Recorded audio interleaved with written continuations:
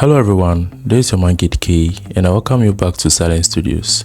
So in today's video, I'll be showing you how to color grade in Camera Raw, and the exciting thing is you can apply same process in Lightroom because Lightroom has similar features as Camera Raw. So without wasting much time, let's get to business. I've already opened the image in Camera Raw and I'm using one of the latest versions, which is Camera Raw 14.0 up here. Yeah, but any type of versions we will do.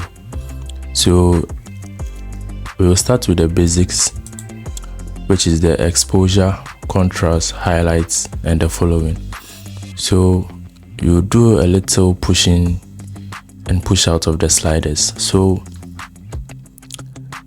you have to increase the exposure a little and increase the contrast to a little, just to bring in more details in the image. And then for the highlights, I would like to decrease it because I want to see each detail and not overexpose in this image. I also bring down the shadow too. Yes, and then you bring down the whites as well, and then we bring down the blacks too as well. And I'll increase a little bit of my clarity, yes, just to give me sharp textures. Yes, and when you are color grading, make sure you maintain your skin tones, you don't change them. Yeah, so you put in a little vibrance adds more colors to it. So for example, it's like you adding saturation to your image, so I'm adding a little vibrance to it just to make the image lively. All right, we are done with our basics. Close it, and then if you want to see your before and after of the image, just press Q on your keyboard and there you have it. So this are before, this are after, this is where we've gone to, or this is what we've done. So we come to our color mixer here. If yours is like this, the HSL, you can choose any way works better, but I think this is the fastest because you have to come for each color and then move on to the other. But when you use the color, everything is here. For example, when I select green, the hue is at the same place, the saturation and the luminance as well. So I get to do everything before I move to the next colors.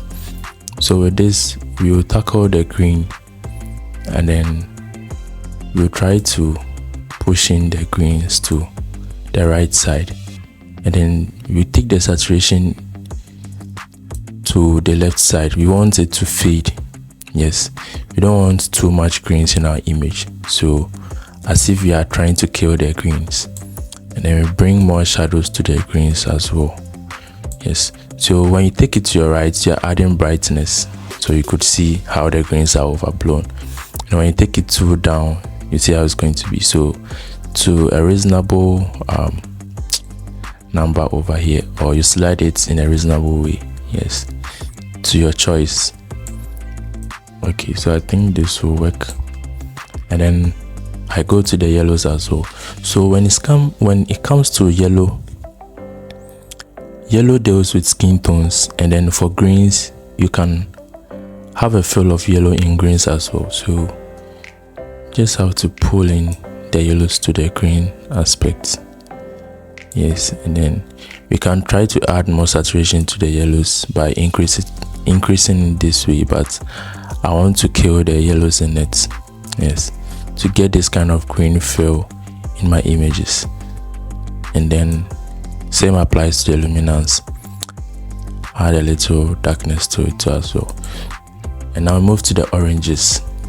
So with the oranges, it's mainly for skin tones, yes, or anything orange in the image. So when it comes to oranges, the only thing I do is I just add a little saturation, not too much because it can look very, very worse. Yes, so to a reasonable figure, or I push the sliders in a reasonable way. Then I just add brightness.